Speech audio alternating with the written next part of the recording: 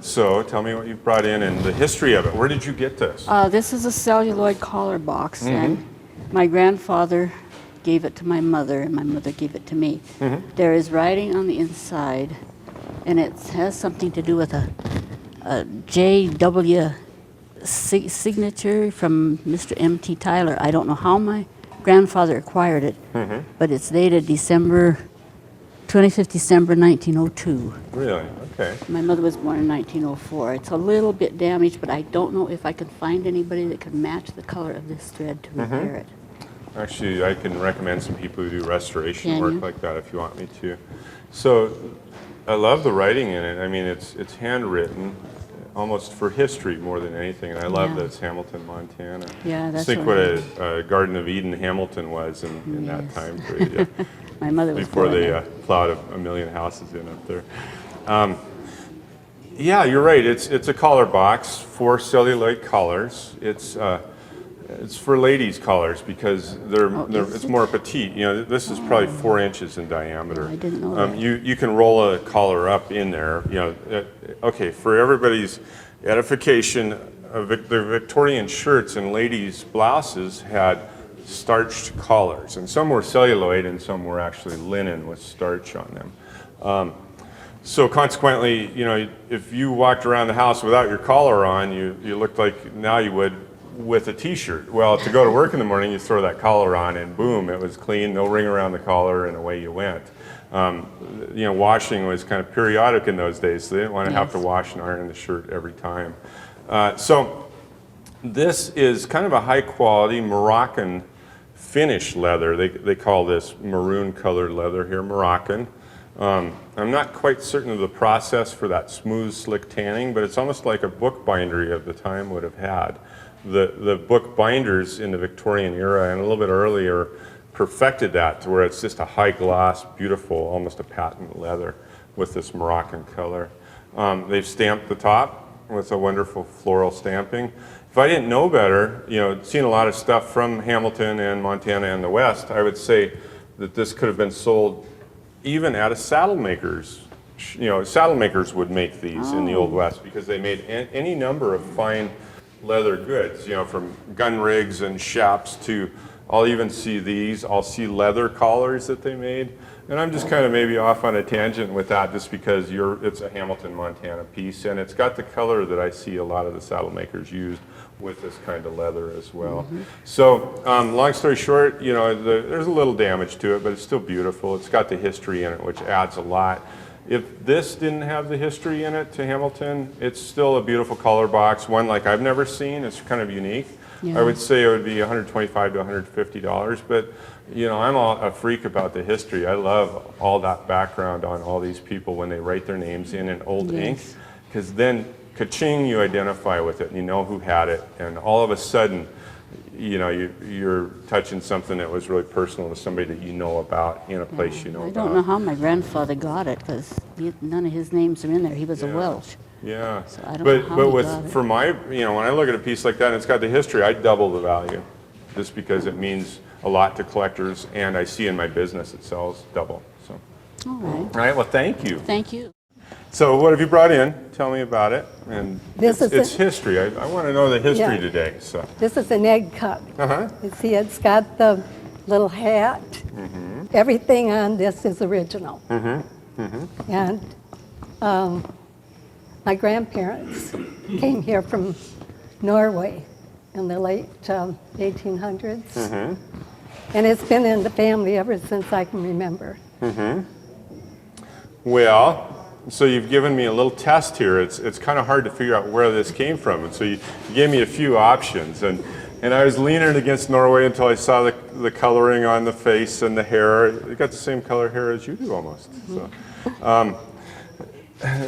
what I would have to do is focus in as it is as an object. What is that object worth? And then I can try to help you figure out where it was made, which is kind of tough. But the only way I can figure that out is by having seen other porcelains of the era. And tell me again when you think they acquired it. I'll tell you if you're right or wrong. I would imagine in the late 1800s. Yeah, close. I'm thinking it's more 1920, but And Well, that, I don't know, because they came here and that, yeah, I think they may have acquired it a little bit later, but it's still very old. It's almost 100 years old. It's a fine porcelain. The style of the workmanship and the slip glaze on the porcelain, as well as the hand coloring, tells me it looks German, and they may have acquired it after the fact when they were here, you know. You will see these egg cups, which are also made in Japan, but they're a little less solid. The Japanese ones are more eggshell. So I've never seen any with a face on it. no, it's unique, and it's not a high production piece. I've never seen one either, and I think it's really charming. It's very cute. So here's what I think about it. I think 1920s. I think it's German. It's a character egg cup, which was probably bought in some wonderful little decorative store. You know, they had different styles of stores in the old days. You know, you could go into a store that would sell Tiffany silver and then find little porcelain pieces like this. And so as a higher end gift store is where you would get it, you know. This also helps me age it. If you look at the paper there, it's got a lot of yellowing to it. If this were 1890s and it were the original packing, this has a high acid content. That's what that yellow is about. And prior to the turn of the last century, the 20th century, there wasn't a lot of acid in the paper. It was always flour sack white. You know, it never yellowed up. Well, in the 1920s, they started getting acid processes, and that paper yellowed up. This was probably added, who knows when. Yeah, I think that probably was added later. But it's old. This is probably 60-year-old paper or more. And I love the crocheted little top. Did your grandma make that, I would say? I have no idea. Yeah, hard to date. But the yarns and the tassel to me look to be 1920s. And I don't know what it's made out of because, you know, it's in perfect condition. Yeah. Do you want a price on it? I mean, it's your grandma's piece, then you'll always be thinking dollar, dollar, dollar instead of your grandma's piece. Well, I was just wondering what it would be worth. I'm not planning on selling it. All right. Well, I wish I could say it'd be a huge amount, but it's not. It's going to be around $125 as a fine little novelty. But it's, you know, you look at it and it makes you smile. It's something you want right in front of you in your house. You know, I live with old things all the time because I connect with them or they make me feel happy. This thing makes me feel happy, you know. So I'd have that in my kitchen looking at me. I'd probably eat more eggs on account of it or something. Yeah. So, all right, well, thank you. Yeah. Here we sit in the middle of like an 8-acre field, and you had to haul this over here. Did you have your children manacled to the inside of it? Little handcuffs? No, my children are older, but I do have a little grandchild on the way. Oh, okay. Well, it'd be good to haul him or her around. Yes, it will be. Where in the heck did you get this? Or why do you have it?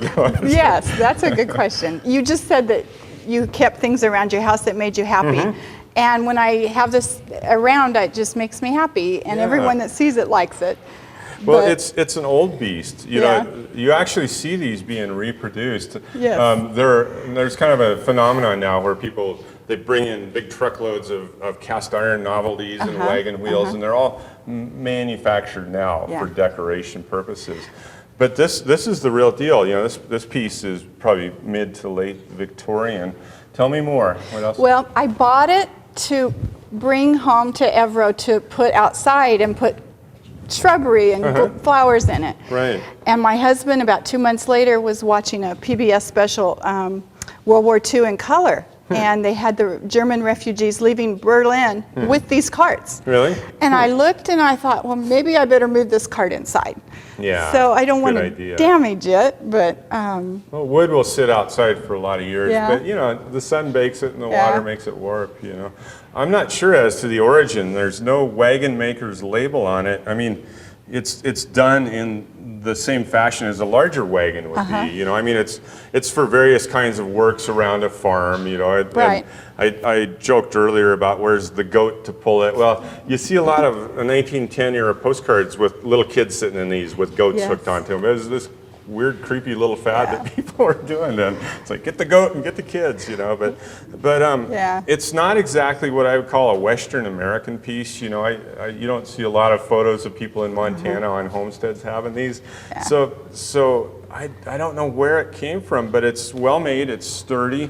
You know, it's got various components in it. You know, it's got the iron wagon hoops. It's got really finely turned spokes. You know, the hubs are all fully functional and keyed and tough. And so, you know, I imagine that you could pull several hundred pounds in this little thing if you had the strength to do it. You know, it's not going to bust off its wheels.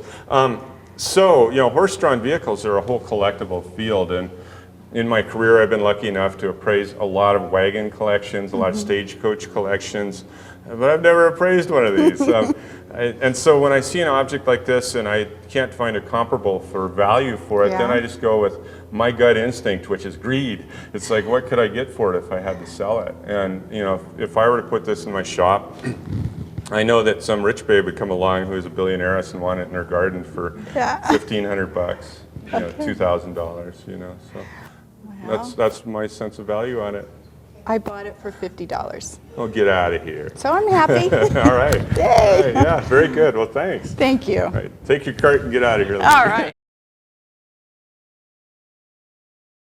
What have you got here? What This is a chocolate server. Oh. Hot chocolate server. You told me coffee or tea, and I told you chocolate. That's how come I knew. You're right, it is. I'm sorry, go ahead, I'm just kidding you. But it has been in my family as long as I can remember. And I have no information on it whatsoever. I'll tell you the date. It's got Art Nouveau form. I love how these fluted pieces here kind of look almost like a tree trunk form, but Art Nouveau, as you know, was 1890s French decorative movement, which kind of was all about form and fluid and beautiful naked ladies and stuff. You know, so, yeah.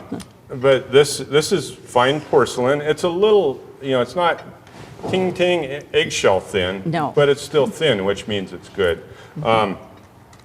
These influences up here with this 22 karat gold painting and accents and highlights down in here, that idea kind of came from Japan. You know, I'm kind of coming off of my French thing here.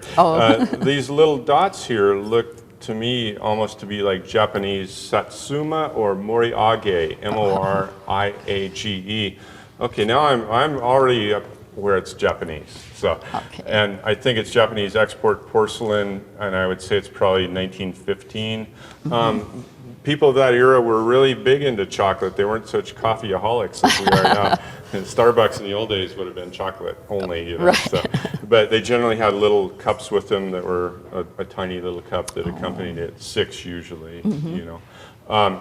These book in the antique books, let's talk about antique price guides right now. It used to be that was the be-all and end-all of appraising anything, but the problem, what was problematic about price guides is the chocolate pot collectors would write that section and really hyped the heck out of it. So the price guides went up, and every year they would go higher instead of lower. They would never lower it because they were the collectors of it.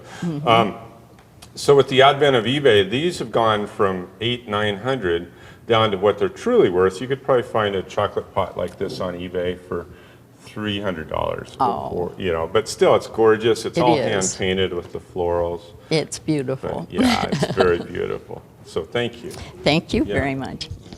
How are you doing, Pat? Oh, fine. Good. Thanks for coming in. Yeah, hauling this big heavy thing across all the heat in the fields. Right. Oh, it was cold when I came in. Cooler. Wow, I love the color. That cobalt blue is sure stunning, isn't it? What's the history on this? Where did you get it? I've got 2 of them. My mother gave them to me. She said that my grandfather got the one of them in 1910 for a wedding present, and then he bought the other one so he'd have a match pair. They're identical. And he bought it later on at the same source, do you think? I mean, I have no idea. Yeah. Huh, that's funny. And the reason it's funny is this is all hand painted, and to find it to be exact, you know, whoever bought the gift bought one of the 2. Probably is how it worked, you know. Yeah, you know, it's unique in several ways. We don't know who made it because it's not marked. Well, on the bottom it says Japan. Oh, yes, it does. Yes, it does. I was being clairvoyant there, and not very well at that. It does say Japan. And so I was going to say that, you know, it's traditional urn form in the style with the flowers. Again, especially in here, it's very Art Nouveau. It helps you date it. What really helps you date it is that it says Japan and not Nippon. There's a whole dating system with that. It tells you exactly what year the export porcelains began stamping with that term. I've seen the sources vary on it. You know, I've seen them go all the way from turn of the last century until 1920s. What I see here is a piece that is 1915 era. This is all hand colored. The separations between the flower petals and the stippling, that last vase, remember I said it was Japanese because it had the little dots on it? Same, this is real Satsuma / Moriage dot patterns on the florals. But these raised borders are all hand done. It's almost as if they had a gel paint to make that happen. I'm not quite sure how they did that. But it's got some good heft to it, which is real indicative of this, you know, a piece like this should have some good weight to it. But I love that kick up. And, you know, that's just done just to be perversely perfect. I mean, the Japanese like things to have lots of style and be perfect. So it's beautiful. I'd have it in a mansion. You know, you could put it in the White House. It would look good. The price on it, you know, you see these decorative vases at various shows go for $150 to $250, somewhere in that region. Yeah, but it's prettier than thinking of the value on it. Just use it and love it, or them. You have two of them. So, you know, actually, that's a good thing to bring up. Is that one is not worth as much as the synergism of the components of two. If you have two, it adds another third to almost double, because then you have a set. But there you go. Yeah, appraising art is kind of my deal. And the only way you can appraise art now is there are these wonderful reporting services. It's like if you're buying stock, every day you check the Dow. Well, I check any number of 3 or 4 services who, what they do is they're reported to by every art auction in the world. And so this artist, whose name is Anatoly Rakope, is the best I can come up with. It's very indistinctly stamped right here on the base. Right. Well, the other one is too. What I would do is I would type that name into artprice.com, artnet.com, askart.com. You have to pay a subscription, and then it'll list every auction he's sold at in Europe or America. So it's a really nice way to see what this bronze may be worth. Well, I don't have the leisure or the, I don't have the access to that right now. So I just have to look at it as a bronze. In looking at artwork, you have to look at how good the artist was and how well the medium that he used is executed.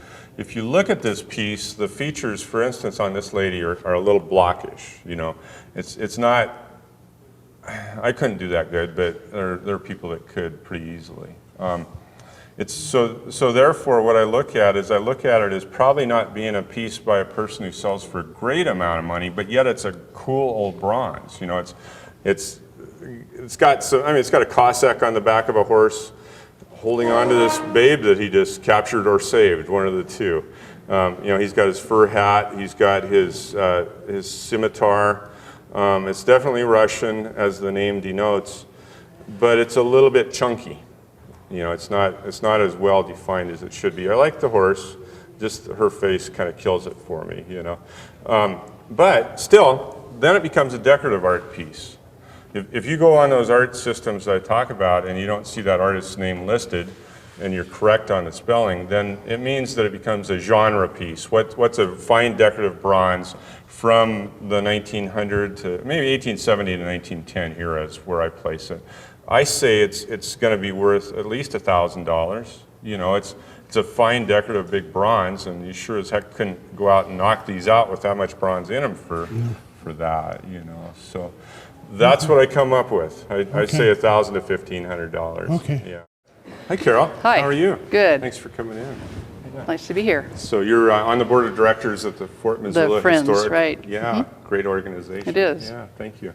Well, tell me about it, will you? What you brought in here? Well, this belonged to my aunt, who was married to my mother's brother. She was Jane Power, and she was the granddaughter of T.C. Power, who was one of Montana's first 2 senators, who owned a lot of downtown Helena, who originally had a mercantile in Fort Benton. Yeah. Diamond R. That's right. Yeah. And when she died, it went to my mother, and then when my mother died, it went to me. So I don't know whether it was my aunt purchased it or her father or grandfather.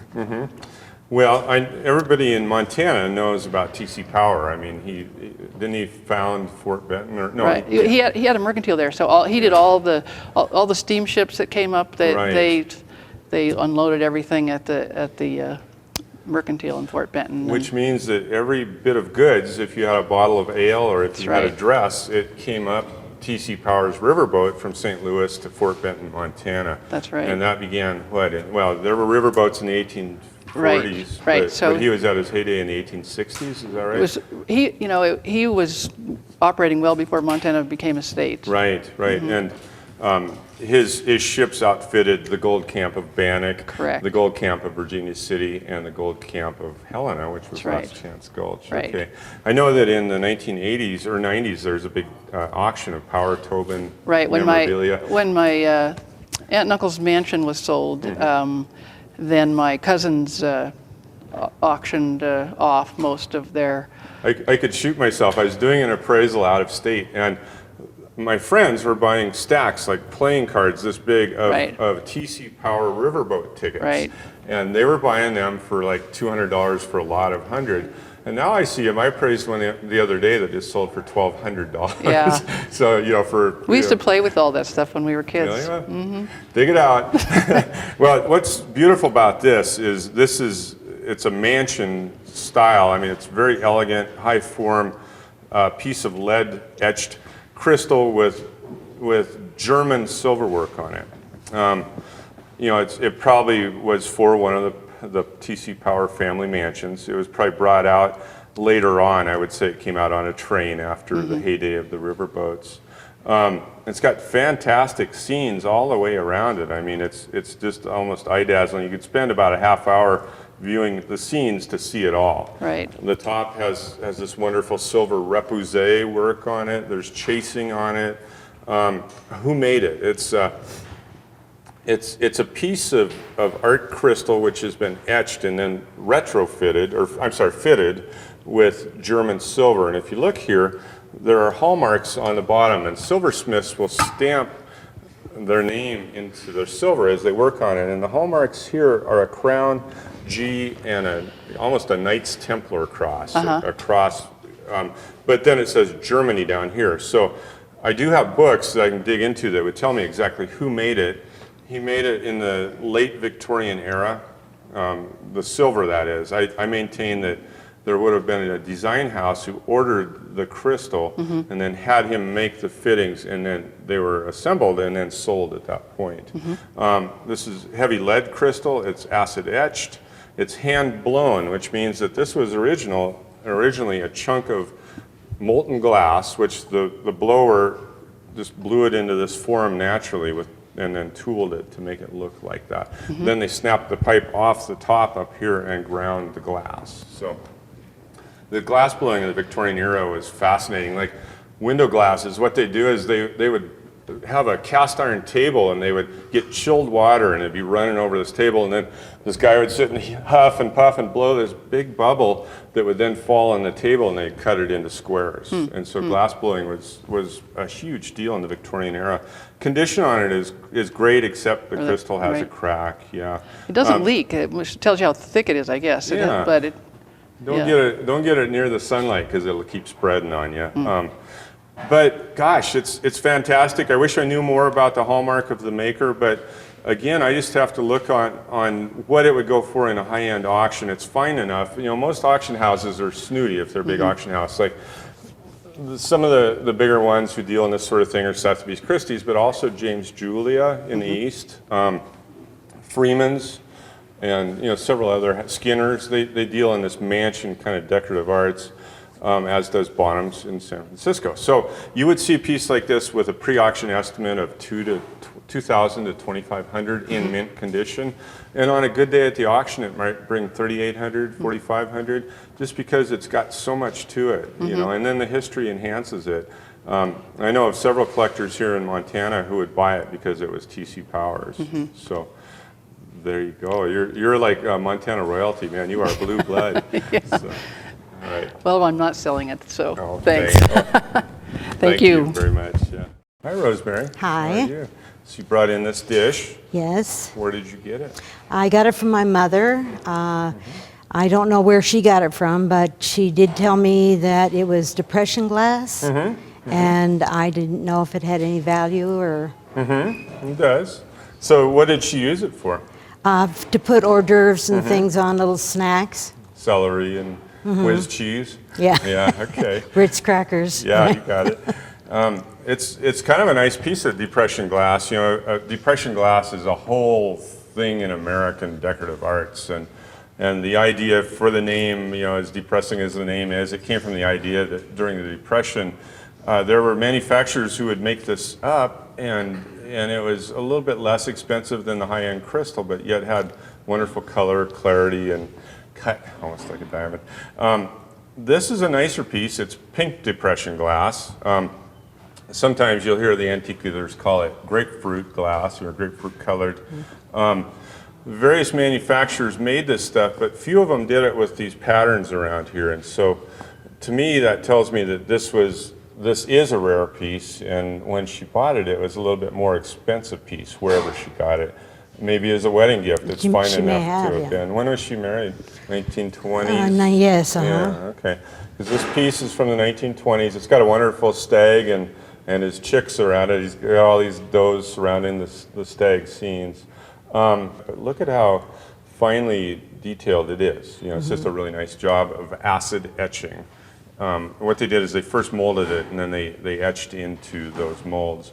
So, speaking of molds, it was a 4-piece mold, which is kind of unique. This big mechanical mold came in ka-chunk like this, and they poured this piece first, and then another mold came in, and you can see a seam on either side where the border was molded to this hot piece. That's how it was all fused together.